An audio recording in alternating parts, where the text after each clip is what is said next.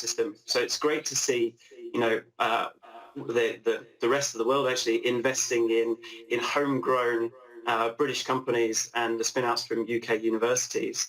Now, I think every pound invested in UK companies is going to be good for the economy. It's going to be good for UK job growth, and I think it's going to be good for the UK in general.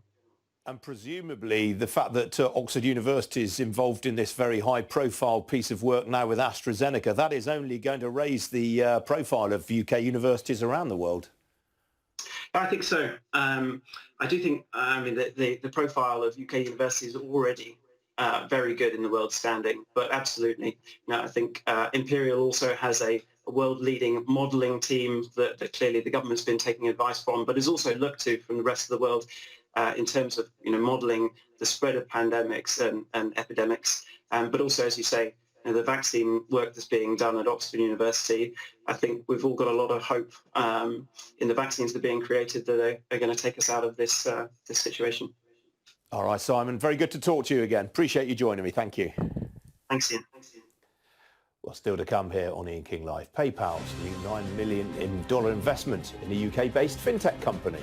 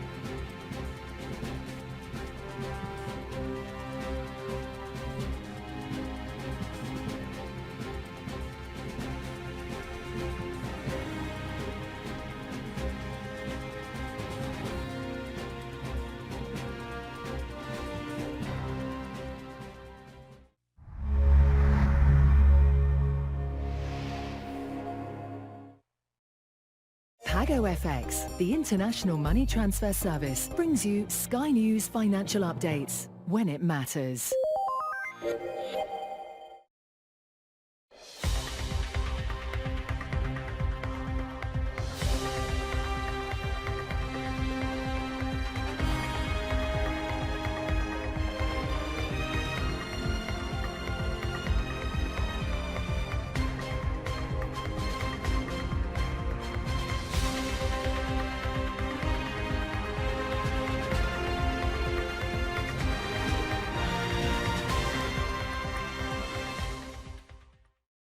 Sky News financial updates, brought to you by PagoFX.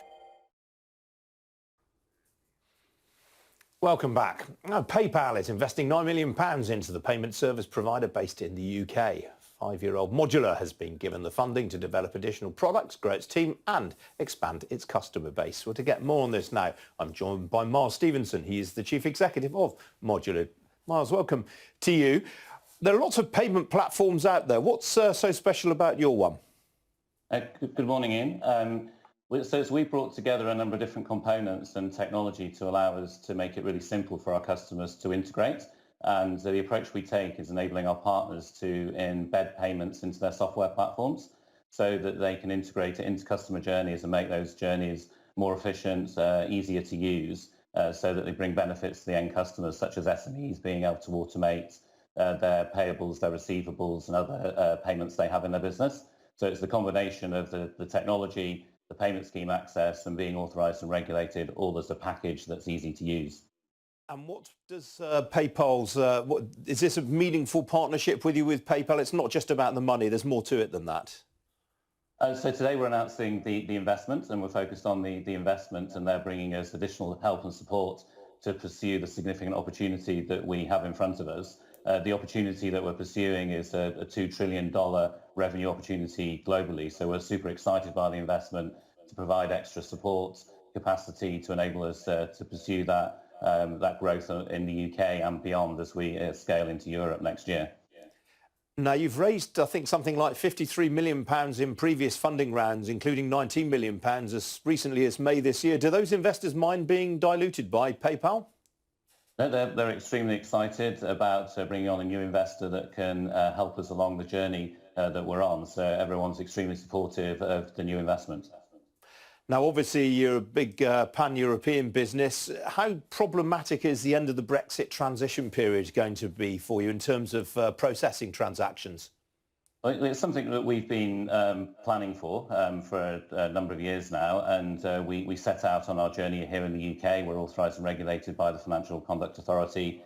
We have passported across Europe. To continue that journey, we've established ourselves in Ireland.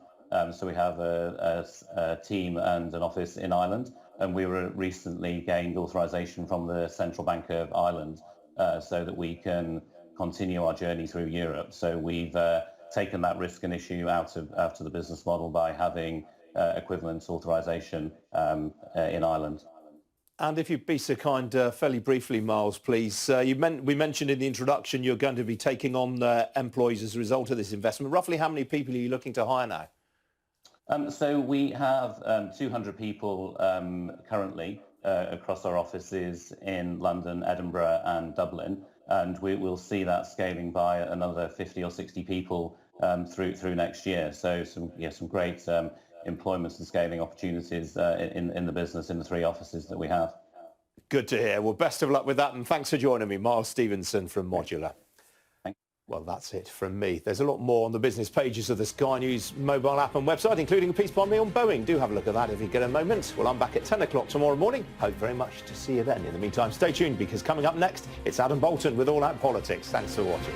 Cheerio.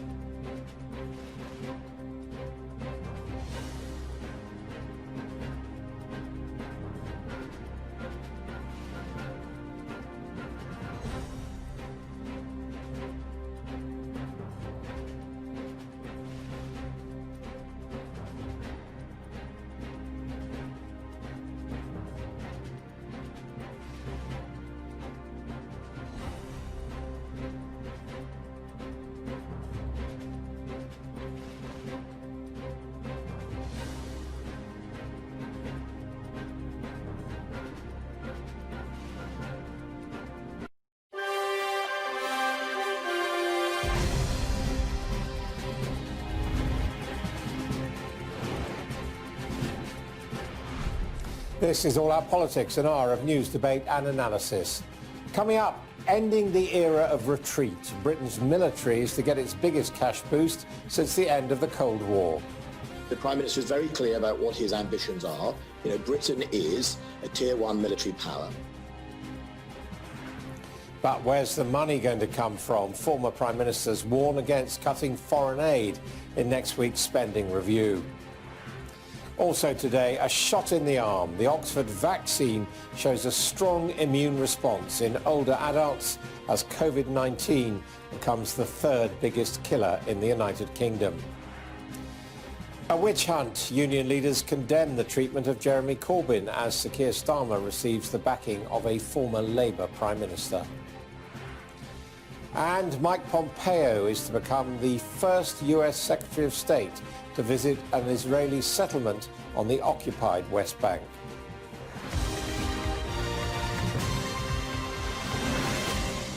Good morning, welcome to All Out Politics.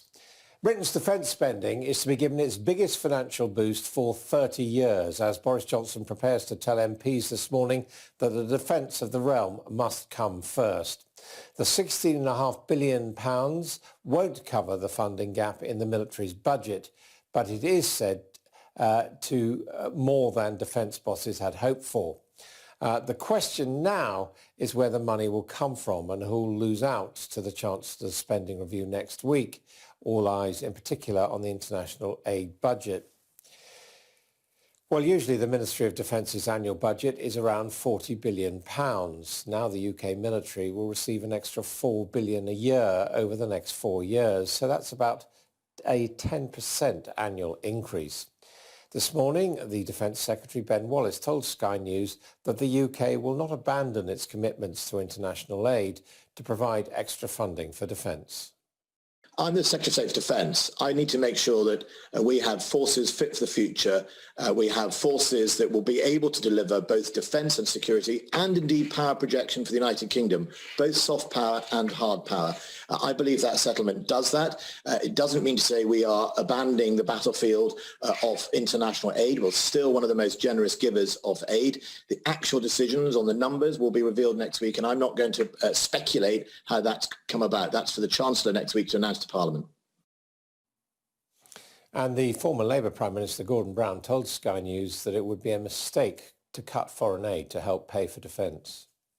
If you take COVID, if we can't help the African countries who are facing this disease cope with the equipment they need and hopefully over time the vaccinations that they also need, then COVID will come back through them into this country.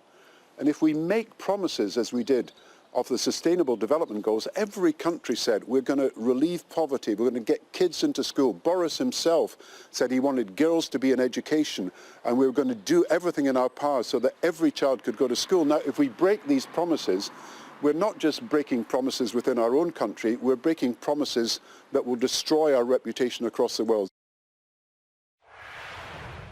Well, similar noises have come from former Prime Minister David Cameron as well. Now we're going to hear in a moment about all this from our Deputy Political Editor, Sam Coates, who's in Westminster. First, let's go to our Foreign Affairs Editor, Deborah Haynes, in the Sky Newsroom. And Deborah, this is, if you like, not just a budget, but a vision as to where Britain's defence and military spending is going in this decade. What does it tell us about Britain's defence posture?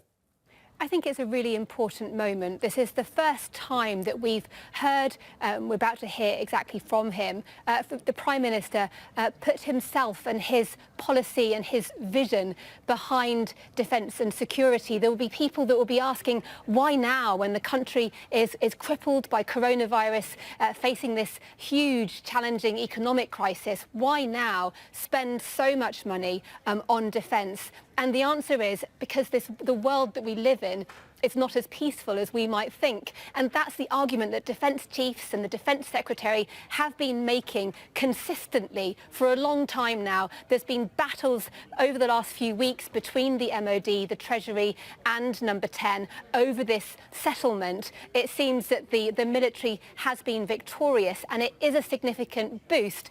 It's not enough to deal with the legacy of debt, bad spending, bad decision-making that has inflicted defence for decades. But the key will be how this new money is spent. It's certainly going to give military chiefs the confidence to make what are going to be painful and at times unpopular decisions when they reshape and restructure their armed forces for the future. But it will be interesting to see just how much of this significant boost to investment is going to go into this new technology, the space vision, the cyber force. This is a new national cyber force. It's been in play really for the last couple of years, but it's the first time it's being announced officially today. And also this venture into artificial intelligence, crucial if military capabilities are going to remain relevant. But the important thing is the UK also still has to fund the legacy kit, the programmes that are still relevant for now and for the future, like the aircraft carriers, like F-35 fast jets, like, of course, the nuclear deterrent. But these are big, expensive programmes, and they will suck up a lot of that money. Deborah Haynes, thank you. And Sam, this is not just the defence review. There's also a spending review coming up from the Chancellor very shortly. Where's the money going to come from? Well, the simplistic answer to that question, Adam, is borrowing. But what you're going to see over the next few days ahead of next Wednesday's spending review is a complicated argument made by central government that there is enough money to splurge on defence today, on green projects yesterday, and on elements of the Prime Minister's Levelling Up project, which he put at the centre of his manifesto. Not only that, but also there's going to be an argument that the government have just had to borrow £200 billion in order to pay for the emergency support to get the country through the COVID crisis, and there's a need for belt tightening and budget squeezing in some areas in order to cope with that. And you're going to hear an argument that the government is going to try and maintain its reputation for fiscal probity. So what kind of magic could allow you to claim all those three things simultaneously? Well, there's no such box of conjuring tricks as there is in the Treasury. What I understand is at the core of the government's thinking is that you say that £200 billion for coronavirus, that debt which has got to be paid back in future generations. Well, when you come to difficult decisions about spending cuts and tax rises, none of that's used to try and fund that £200 billion hole. You, as it were, park that, leave that for the future, treat it a bit like war debt. What you try and do is work out how much less tax revenue because of lower growth there is, and how much greater the interest rate payments are that the government is going to pay, and then work out how much money needs to be squeezed, how much extra money needs to be collected in order to cover that, while protecting areas like defence and green projects. Now that leaves probably some kind of hole in the region of £40 billion. I understand that next week the government isn't going to set out a plan to close that gap, to find £40 billion. That would involve eye-watering tax rises, along with spending cuts in some areas. Instead, next week is about good news. Public spending will rise, although not the Treasury isn't promising that every single government department's budget will rise, not least because the MOD's just taken a large lump of the extra money.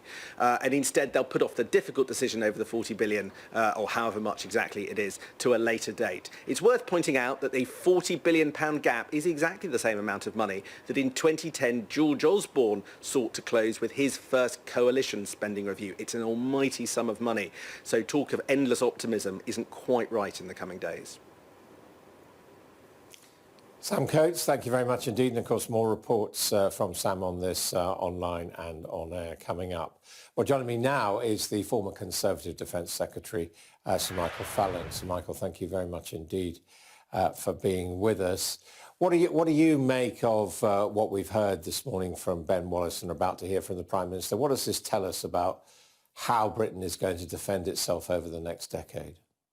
Well, I'm very pleased. I'm pleased it's a multi-year settlement. That means that defence can properly plan ahead. But it's also sobering. It's a reminder, as I think Debbie Haynes said, that the threats have grown. They grew in my time as Defence Secretary, and they're still growing. We see more Russian aggression. We see more international terrorism. And we have these new threats in cyber and in space that we have to deal with. So we have to, in the end, keep this country safe by investing for the future. And this settlement today will enable defence to modernise now, to get into the new technologies that it needs to strengthen our defences and to plan properly for the future. So I'm pleased. What does it say about manpower and woman power? Because obviously in an era of drones and cyber warfare and satellites, there's an element of the military who are going to be, you know, sitting in silos somewhere in front of screens. But we've also seen the military deployed recently to help out with COVID, to help out with the Olympics, to help out with flooding. I mean, are we going to have more men and women actually in uniform over the next 10 years or even fewer, because there have been very dramatic cuts over the last decade? There have been necessary cuts, 10 years ago when Sam was saying the public finances were in a mess. I wouldn't expect to see manpower going up. I think the emphasis on woman power, but the emphasis will be on brain power now. I think all three services are going to increasingly be recruiting people who can deal with the new technologies, who can handle these very sophisticated systems and can keep track of what our enemies are doing. So you're going to see, I think, more sophisticated services relying much more, rather than brawn and muscle and marching, you're going to see much more reliance on people being able to understand these new technologies. But at the same time, haven't we needed brawn and muscle and in the field capability in the past couple of decades? We have, and you can never tell exactly, where the next immediate threat is going to come from, which is why you do need to retain some of your traditional defences. It does mean you've got to train properly. It does mean you need the aircraft and the ships in the traditional sense. You need your platforms. But you've also, and I think today's announcement really recognises this, you've got to keep abreast of what your enemies are doing. And they are, make no mistake about it. You've seen they are getting into these new technologies. We've had Russian ships hovering over transatlantic cables. We've had threats through cyberspace, even against our own health service and against our parliament. And we have the danger now of interference with satellites in space that could upset all our systems. So defence, has to modernise like anything else and has to be prepared for wherever the threat comes from. Where do you think these announcements fit in with the turmoil we've seen in Downing Street over the past week or so? We know very unusually that Dominic Cummings, who's now departed, put himself sort of pretty much in charge of this defence review and very unusually visited the intelligence services as a non-elected politician. Do you see this now as the Cummings review or something which Mr. Johnson's been able to go ahead with now that he's got Cummings out of the way? Well, Don Cummings played a really important part in getting the Advanced Project Research Agency going and trying to get the military to focus on these new technology. But I think, the change that's taken place over the last week that's much more significant than Don Cummings has been the arrival of President Biden in the White House and the chance now, as we leave the European Union, to get Britain ready to step up to a world role, to play a bigger part in NATO, and to be able to say to the White House, yes, Britain is there. We're going to be on your shoulder. We're going to be ready to help internationally in coalitions of the willing, where fragile democracies call for help, where there is instability in Africa or Indo-Pacific. Our military, one of the biggest in the world, is being modernised, ready to play Britain's part in the international order. To what extent do you think these changes also reflect the fact that Britain's two biggest military operations this century, the one in Afghanistan and the one in Iraq, were not successes? Well, the last operation in Iraq was a success. We managed to get Daesh out of Iraq. It took 3.5 years of incredibly hard work by the RAF through airstrikes, by the army through training, and we have still a fragile democracy in Iraq, an even more fragile democracy in Afghanistan. But in both countries, there are people able to vote. There are girls going to school, which they couldn't before under the Taliban, if you remember. You can't be sure that these campaigns will succeed. But when very fragile democracies call for help, then I still think it's right for Britain to respond and to offer with America in these big coalitions, and there were 70 other countries helping in Iraq. I still think it's right for this country and America and others to be able to step forward, not necessarily by putting boots on the ground, but by offering the air support, the technology, the counterintelligence, the counterterrorism skills that sometimes these countries lack. The Australian authorities, as you know, have issued a report about serious misconduct of their forces in these conflicts in the 20th century. Are you satisfied now that we, as a result of the changes introduced by this government and others, have the right balance in terms of holding to account any abusive behaviour or wrong behaviour by forces, individuals in the field? Well, you're right, Adam, that it's a balance, and a very important balance that you have to strike. No serviceman or woman wants to be above the law, and it's right, as Parliament has prescribed, that the services are not above the law, that they are open to charges of misconduct or abuse. But equally, what we saw in Iraq and to some extent in Afghanistan was quite unscrupulous lawyers endlessly trawling for any kind of evidence that might be held against the performance of our troops in very difficult circumstances. So it's right, I think, to draw a line, so you can't go back so far, but where there is evidence of abuse, yes, of course, that should be properly investigated. Sir Michael Fallon, thank you very much indeed for joining us. Thank you. Now, inside the Labour Party, a bitter internal battle has broken out over the future of its former leader, Jeremy Corbyn. The head of the Unite Union, Len McCluskey, says that Mr Corbyn is the victim of a witch hunt. But the former Prime Minister, Gordon Brown, told Sky News this morning that Mr Corbyn needs to make a full apology in order to be readmitted as a Labour MP. He's got to make a full apology, and it's got to be clear that there are no ifs, there's no buts, there's no qualifications about his opposition to anti-Semitism, and Keir Starmer will, I think, insist on that, and that's the right thing to do. Well, our political correspondent Rob Powell joins us now from Westminster, and Rob Powell, this is turning into a major row within the Labour Party. On the one hand, Keir Starmer wanting to turn a leaf and say we're sorting out anti-Semitism, but on the other hand, others in the apparatus rallying round Mr Corbyn. Yeah, it was always going to be difficult, Adam, for Keir Starmer to sort of reconcile those two aims of bringing the party together, but also having zero tolerance and a hard line towards allegations of anti-Semitism. We see Gordon Brown there very much backing up Keir Starmer, saying that Jeremy Corbyn should apologise. Of course, Jeremy Corbyn put a statement out yesterday which he said clarified his remarks after that EHRC report into anti-Semitism, saying that concerns about anti-Semitism were neither exaggerated nor overstated.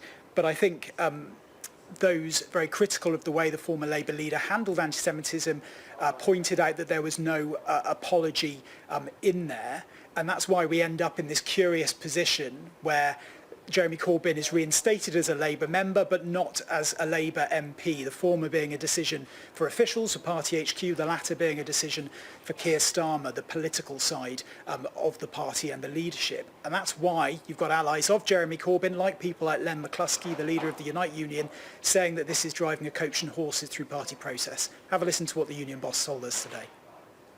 If this is Keir's idea of unity, then he has a different perspective than I do. The reality is that we were told that a process needed to be gone through. That process went through various stages, and an NEC panel, a unanimous NEC panel of 5 individuals, made a decision. And let me just make this clear. Out of the 5, in case there's any dubiety, there are only 2 out of those 5 who could be described as Corbyn supporters. And yet it was a unanimous decision. And now Keir seems to have disregarded process and stepped in with this extraordinary decision. It looks to me very much like a witch hunt and persecution of a decent man. So those on Jeremy Corbyn's side say they expected the whip to be restored as a matter of process. Those on close to Keir Starmer say there was no arrangements made in advance, that one was a decision for officials, one was a decision for the leader. In terms of what happens next, there is talk from those around Jeremy Corbyn of potential legal action being taken. Thank you very much indeed, Rob Powell. The US Secretary of State Mike Pompeo is expected to visit an Israeli settlement in the occupied West Bank later on today. He would be the first US Secretary of State to do so. This morning he met the Israeli Prime Minister Benjamin Netanyahu. Well, Sky's Middle East correspondent Mark Stone joins us now from Jerusalem.